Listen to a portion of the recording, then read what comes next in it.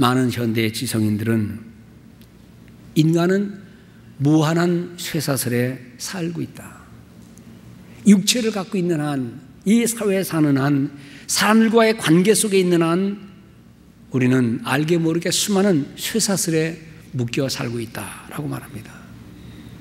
10대는 먹는 케이크에 매이고, 20대는 연인에게 매이고, 30대는 쾌락에 매이고, 40대는 야망에 매이고, 또 탐욕에 매이고, 50대는 지나친 욕심에 매이고, 60대는 절망에 매인다. 60까지 사는 사람은 그때는 맞을지 모르지만 요즘엔 70, 80, 90이니까 70대는 어디에 매이나 80대는 뭐에 매이나. 대한민국 청소년들 입시, 셀폰, 인터넷 정신 못 차립니다.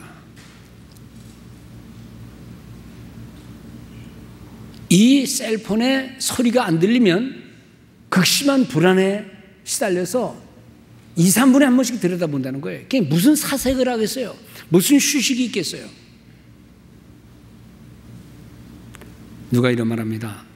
대한민국의 현실, 10대는 입시 공부에 매이고, 20대는 인터넷에, 30대는 직장에, 40대는 명퇴에 매이고, 50대는 아내에게 매이고, 60대는 소외감에 매이고. 이거 남자들 중심으로 한 거예요.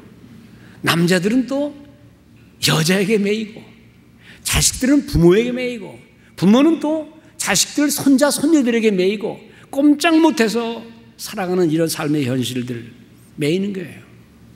이건 약과입니다. 여긴 병에 대해서는 말 안 했습니다. 질병에 매여보세요. 당뇨에, 고혈압에. 제가 어떤 누구와 함께 한 2시간 되는 거리에 가서 잠깐만 쉬었다 온다고 가자 그래요. 가자. 그래서 갔어요. 한참 가는데 목사님, 아유 큰일 났어요. 들어가야 돼요. 왜냐 그랬더니 혈압약을 안 가져왔다는 거예요. 그랬습니다. 가다가 약국에 들리면 되지. 그가 지금 뭘 걱정해 했더니 목사님 옛날로 말하지 마세요. 이거 큰일 납니다. 절대로 못 삽니다. 가야 되겠어요. 그래서 그날 빵꾸 쳤습니다. 비행기 탄 사람이요. 비행기에는 웬만한 약은 다 있어요, 사실은. 그런데 자기가 먹는 혈압약이 있어야 되는데, 당뇨약이 있어야 되는데, 그거 없다고 비행기에서 난 이거 못 먹습니다. 내 거 찾아야 됩니다. 그래서요, 비행기가 회항을 했어요. 죽으면 비행기 회사 책임지거든요. 그러니 이게 질병에 한번 걸리면, 피 거는 거에 한번 걸리면 어딜 여행합니까? 어떤 분은 소대변이 함부로 나오기 때문에 어디 여행을 못 간다는 거예요. 저 유명한 말이 있죠. 자유가 아니면 죽음을 달라. 프랑스의 자유인들이 외친 겁니다. 그래서 자유. 그래서 그 무한한 자유를 얻기 위해서 임금도 죽이고 감옥을 펼쳐놓고 다 자유했습니다. 그 자유를 얻기 위해서 어떤 규제도 없이 종교도 치워라. 하나님도 치워라. 그냥 우리는 자유롭고 싶다. 그래서 그 자유를 구간 나머지 그 사회는 성병, 자살, 허무. 인간은 자유하면서 종교, 신, 도덕, 윤리 다 내팽개치는 그런 무한한 자유인 것 같지만 그것은 인간을 파멸케 한다는 사실을 우리는 꼭 잊어서는 안 됩니다. 가끔 제가 우리 아이들 기도하러 이 뒤로 올라오면 우리 아이들한테 묻습니다. 야, 요즘 재미있냐? 재미없어요. 왜? 싫어요. 어떤 애들은 엄마 아빠 때문에 좋기도 하지만 엄마 아빠 때문에 싫고, 어떤 애들은 공부하는 게 좋기도 하지만 싫을 때도 있고. 그래서 제가 아이들한테 기도해 주기 전에 조그만 그림을 하나 그립니다. 어항을 하나 그려요. 어항이 있다. 야, 잘 들어봐. 어항이 있는데 이 어항 속에 물고기가 몇 마리 있어. 근데 이 물고기들이 너무 여기서만 사니까 재미없어가지고 나도 나가고 싶어요 라고 그런다. 그래서 물고기 주인이 그 물고기를 끄집어서 바다에 놓거나 또 물고기를 강물에 갖다 놓는다. 놓으면 자유로울 것 같지? 아, 좋겠네요. 놓는 순간 다른 큰 물고기가, 큰 상어가, 낚시꾼이, 빼도 박지도 못하는 그물이 물고기를 기다리고 있어. 너 그거 알아? 만일 물고기가 여기 실어서 뛰어나오는 순간 물고기는 뭐가 되는 줄 알아? 멸치가 되는 거예요. 멸치가. 사람은 아무리 자유로운 곳 가고 싶어도 공기 있는 곳에 가야 되고 아름다운 자연이 있는 곳에 가야 되고, 이 물고기는 얼마나 행복할까? 때가 되면 먹을 걸 주고 아무런 해도 없는 이 어항 주인이 청소도 해주고 새로운 물 가다 갈아주고. 그러니 마음 먹게 달렸는데 너희들 혹시 엄마 아빠가 야단쳐도 뭐라 그래도 엄마 아빠 때문에 사는 거야. 너희들 나가면 다 너희를 해치려는 사람이 얼마나 많은 줄 알아? 엄마 아빠와 가정과 교회라고 하는 것이 얼마나 중요한지 너희들 기도해야 돼. 기도해 주면서 너희들 내려가서 기도할 때 엄마 아빠 위해서 기도해라, 교회 위해서 기도해라, 목사님 위해서 기도해라. 제가 늘 당부를 해요. 인간은 무한한 자유를 누리려고 그럽니다. 그런데 그 자유가 내가 원하는 만큼의 자유도 물론 아니려니와 성경에서 말하는 진정한 자유와 진리, 그거 아닌 사실. 오늘 이 본문은 유대인들이 그 당시에 로마 사람들에게 압제를 당합니다. 물론 그들은 가난합니다. 그러니까 마음껏 뭘 했으면 좋겠다는 그 자유의 욕망이 있었을 거예요. 그런 상황에서 주님이 이렇게 말씀합니다. 너희의 진리가 너희를 자유롭게 하리라. 자유롭게 한다는 말에 그들이 눈이 뻘쩍 떠졌습니다. 자유? 그래. 우리가 남의 종 된 적이 없는데, 우리는 다 아브라함의 자손인데 왜 우리가 종이라는 거냐? 네가 말하는 자유는 뭐냐? 진리가 뭐냐? 진리가 너희를 자유롭게 하리라 하니, 자유? 이때 주님께서 아주 핵심적인 말씀하십니다. 얘기의 결론이나 마찬가지입니다. 진실로 너에게 이르노니 죄를 범하는 자마다 죄의 종이라. 죄를 범하는 자마다 죄의 종이라. 사람의 종은 아닐지라도, 질병의 종은 아닐지라도 죄를 짓는 자는 죄의 종이라. 우리는 살면서 그런 걸 느낍니다. 두 가지의 세계 있습니다. 하나는 육체의 세계입니다. 먹는데 아무런 어려움 없고, 잠자는데 아무런 어려움 없고, 가고 싶은데 아무런 어려움 없는 그런 육체를 마음껏 누리는 그런 자유. 근데 오늘 성경에서 말하는 것은 그런 자유가 아니에요. 영적인, 정신적인 세계의 자유입니다. 마음대로 먹긴 먹지만 그 먹는 것 속에 죽음이 도사리 있어요. 내가 아무데나 다 가면 자유인 것 같지만 아무데나 가다가는요, 죽음이 기다리고 있어요.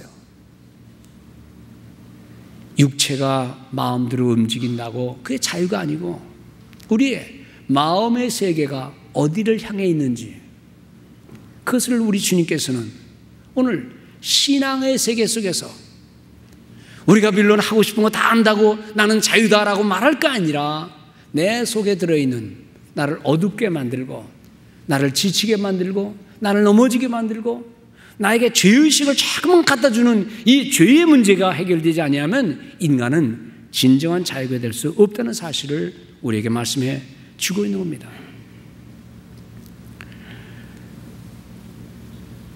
어느 사상가가 이런 말합니다. 정의와 자유라는 책에서 이렇게 말합니다.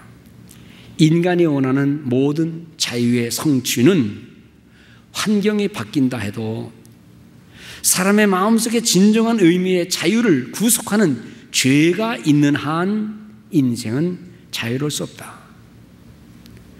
하나님의 질서를 어기고 하나님 앞에서의 자유를 구속하는 죄가 있는 한 진정한 자유는 없다는 말입니다. 죄에 대한 설명할 필요도 없어요. 왜냐하면 우리가 다 죄인이기 때문에 온통 바라보면 다 하나님의 영광을 가리우는, 하나님의 영광을 추구하지 못하는 이 세상의 모든 것 보면은요, 다 죄예요. 누가 죄인 아닌 사람이 어디 있고, 죄 아닌 게 어디 있어요. 종말에 점점 어두운 세상 속에서 가지고 있는 생각과 말하는 것과 우리가 살아가는 것 자체가 이미 우리를 어둡게 만들고 죄에 빠지도록 만드는 거예요. 다만 그것을 의식하지 못할 뿐입니다. 문제는 내가 죄인이냐 아니냐를 따질 필요 없어요. 모든 인생이 죄인이니까요. 어떤 게 죄냐 아니냐를 말할 것도 없어요. 다 죄에 물들어 있으니까요. 근데 문제는 오늘 성경에서 뭘 가르치는 거 아니에요. 어떻게 해야 이 죄에서 벗어날 수 있느냐, 어떻게 해야 이 죄에서 벗어나 정말 참 자유인이 되느냐, 이것이 관건이에요. 여러분들, 하나님 아버지 앞에서 하나님의 자녀들이 지난날 지은 죄나 우리가 날마다 허물진 모든 문제들, 우리 하나님 생각할 때 죄가 중요한 게 아니라 하나님의 자녀인 우리들의 문제예요. 우리가 하나님 앞에 나가기만 하면 된다는데, 모든 죄를 다 용서해 준다는데 우리는 감추려고 모르는 척하고 아닌 척하고, 우리 하나님 앞에 우리 하나님이 우리를 어떤 모습으로 바라보시는가. 아들이 잘못했을 때에 그 아들 스스로 기쁨과 웃음이 사라지는 건 사실입니다. 그러나 잘못을 알면 용서를 구할 때 그 아들은 아무런 죄책감 없이 아버지의 품에 안겨서 그저 아들로서의 삶을, 권리를 누릴 수 있다는 겁니다. 사탄은 어떻게 보면 그 가정부 아줌마와 똑같은 거예요. 아버지는 우리 하나님과 똑같은 분이에요. 우리 인생은 죄를 고백하지 못하고 아닌 척하는 그러한 어리석은 철수의 지난날의 모습과 같다는 겁니다. 죄가 있는 곳에는 참된 자유 없어요. 근데 우리 주님께서는 모든 죄를 다 담당하시되 아주 철저하게 그분이 죽는 모습을 통해서, 그리고 다시 부활하신 모습을 통해서 우리의 삶을 날마다 새롭게 하시기를 원하신다는 거예요. 모두가 죄를 범해서 죄의 노예가 되었다고 성경은 말합니다. 성경은 우리 모든 인생을 예외 없이, 아무도 예외 없이 뭐라고 말하는 거니? 의인은 없나니 하나도 없으며, 증거가 필요 없는 거예요. 양심에 손을 얹고 우리의 삶의 모든 걸 돌아볼 때에 누구도 예외 없이 의인은 없나니 하나도 없으며,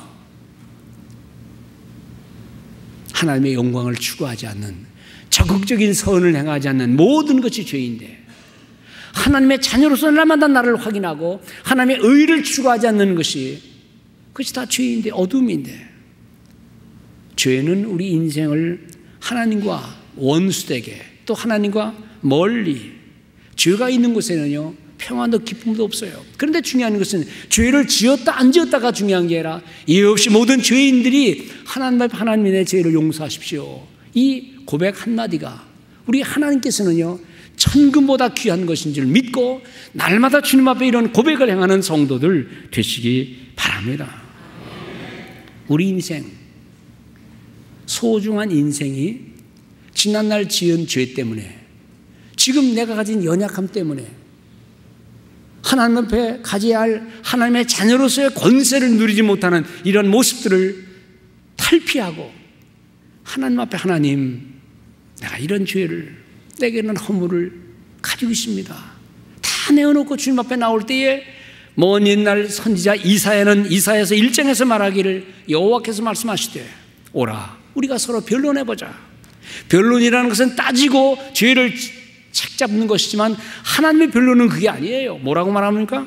너희 죄가 주홍과 들지라도 눈과 같이 희어질 것이요,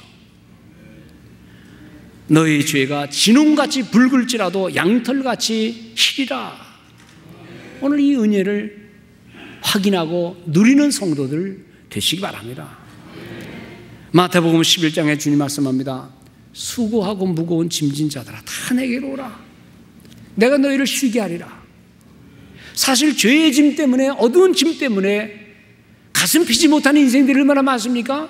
부모에게 잘못했다고 자식들이 부모의 눈치를 보고 부모에게 가까이 하지 못하는, 부모가 밥 먹으라 그래도 부모 또 밥 다 먹은 다음 밥상에 오는 아이들이 있지 않습니까? 선생 앞에 숙제 제대로 못했을 때에 선생 눈도 못 맞추고 빌빌대나 있지 않습니까? 선생님 내가 숙제 못해왔어요, 아빠 내가 잘못했어요 라고 말할 때 그걸 다 받아주는 선생님과 자비로우신 하나님, 이 모습을 우리의 신앙의 눈으로 확인하면서 하나님께로 나가는 우리 모든 성도들 되시기 바랍니다. 선지자가 세상을 떠나고 오랜 세월 후에 인생이 방황할 때 주님 이 세상에 오셔서 마태복음 11장에 하신 말씀, 수고하고 무거운 짐진 자들아 다 내게로 오라. 내가 너희를 쉬게 하리라. 참 쉼의 문제가 얼마나 인간을 고달프게 만듭니까? 죄라고 꼭 표현은 못해도 우리가 살고 있는 이 세상, 염려, 근심, 불안, 그것 떠날 것 없는 것이 우리가 사는 인생이에요. 편안하게 쉴 것 없는 것 우리가 다 합니다. 다 힘겨운 짐을 지고 가는 거예요. 그런데 이 짐 가운데 어떤 사람은요, 가난이라는 짐, 돈 없다는 짐, 어떤 사람은 자식이라는 짐, 어떤 사람은 질병이라는 짐, 어떤 사람은 슬픔과 외로움이라는 짐, 다양한 모든 짐을 가만히 들여다보면 이 짐 없는 사람 없는데, 주님은 뭐라 말씀하는 거니? 야, 나를 믿어라. 나를 믿으면 그 모든 짐에서 해방되마. 가난도 해방되고 질병도 해방되고 다 떠난다 라고 말씀하지 않으세요. 예수 믿으면 병도 안 걸리고, 예수 믿으면 죄도 안 짓고, 예수 믿으면 모든 죄 다 척척 성공한다, 그런 말씀하는 게 아니라 오늘 주님 말씀 뭐라는 거니? 진리를 알아라. 진리를 알아라. 그 진리가 너희를 자유롭게 하리라. 진리를 깨달으면 비록 가난 속에서도 우리는 웃을 수 있고, 진리를 깨달으면 우리는 질병 속에서 하나님을 의지하면서 희망을 걸 수 있고, 진리를 믿어서 내가 자유함을 얻으면 질병 중에도 남들은 누워있는 사람이 얼마나 불행하냐라고 말할지 모르지만 그 속에서 하나님을 찬양할 수 있는 일이 있다 이겁니다. 가난과 질병 속에서도 하나님을 믿는 믿음, 그 믿음이 나에게 진리의 믿음으로만, 자유로만 다가온다면 우리는 그 모든 삶에서 자유로움을 느낄 수 있다는 거예요. 부자만 행복합니까? 배운 사람만 자유롭습니까? 아니더라고요. 권력 있는 사람은 그러면 마음대로 자유로우냐? 그렇지도 못해요. 그러니까 우리는 우리의 삶의 현실에서 부하든 가난하든 높은 권력을 가졌든 그저 낮고 천한 사람으로 살든 좋은 집에 살든 그저 조그마한 학구방 같은 데 살든 우리가 주님을 믿는 믿음이 있으면 그 믿음이 나에게 자유를 주고 자유는 나에게 기쁨을 준다 이겁니다. 이 모든 것의 주인공이 누굽니까? 예수 그리스도입니다. 그분이 그렇게 태어나셨고, 그분이 그렇게 사셨고, 그분이 그렇게 죽으시면서도 인류의 태양이 되신 이유는 뭔가? 그분은 하나님과 함께 있기 때문에, 그분이 하나님이기 때문에, 그분 속에, 그 많은 고난 속에서도요, 그분은 인생을 구원하는 놀라운 역사를 일으켰다 이 말씀입니다. 그분이 뭐라 그럽니까? 수고하고 무거운 짐진 자들아 다 나한테 오라. 내가 너희를 쉬게 하리라. 나는 마음이 온유하고 겸손하니 나의 멍에를 메고 내게 배우라. 그리하면 너희 마음의 쉼을 얻으리니 이는 내 멍에는 쉽고 내 짐은 가벼움이라 라고 말씀하시는 겁니다. 1917년 레닌이 혁명을 일으켰습니다. 그리고 그 찬란했던 기독교 문명으로 지난 1000년 동안을 누렸던 러시아의 모든 교회 문을 닫아버렸습니다. 군화가 구두발들이 교회를 쪼박쪼박 들어와서 교회에 있는 십자가를 떼버리고 창문에 있는 그림들을 다 수거해가고, 그리고 교회 문을 닫고, 그리고 교회를 야외 놀이터로, 그리고 스케이트장으로, 그리고 공산당 당사로, 그 다음 물을 붓고 얼려놓은 다음에 아이들 놀이터로 마음대로 써버렸어요. 그게 1917년 얘기입니다. 그로부터 70년이 지난 소련, 결국 90년대에 공산주의의 체제 가지고서는 인간의 자유도 없고 공평한 삶도 없다는 사실을 깨닫고 개방을 했어요. 자기 아버지가 공산당원 되는데 끌려가는 모습을 지켜본 유명한 소련의 망명 작가인 솔제니친이 하버드 대학 졸업식에서 연설을 했습니다. 하나님을 불신하는 저 공산당은 망한다. 총칼과 핵무기로 세상을 무장시킨다 할지라도 하나님 없는 세상의 모든 모습은 허무요 절망이요 죽음이다 라고 예언을 했습니다. 이 사회가 아무리 잘 살려고 하고 세상의 모든 걸 구가한다 할지라도 하나님을 믿는 믿음 없으면 이 세상은 결국 절망밖에 없다는 사실을 우리 그리스도인들은 믿어야 합니다. 그러므로 시편 73편의 기자는 말합니다. 대저 주를 멀리 하는 자마다 망하리니 음녀같이 주를 떠난 자를 주께서 다 멸하셨나이다 말하면서 그 다음 절 28절에 하나님께 가까이 함이 내게 복이라 라고 선언을 한 겁니다. 우리 주님께서 말씀합니다. 너희가 내 말에 거하면 참 내 제자가 되고 진리를 알지니 진리가 너희를 자유케 하리라. 이 진리를 따라 사는 성도들 되시기 바랍니다. 이 세상에서 제일 불행했던 사람을 한번 꼽아라 그러면, 그리고 동시에 제일 행복했던 사람, 그 사람을 한 사람인데 그 사람 뽑아라 그러면 아마 우리는 헬렌 켈러라는 여사를 뽑을 거예요. 1966년도에 세상을 떠났습니다. 80살이 넘는 인생을 살았어요.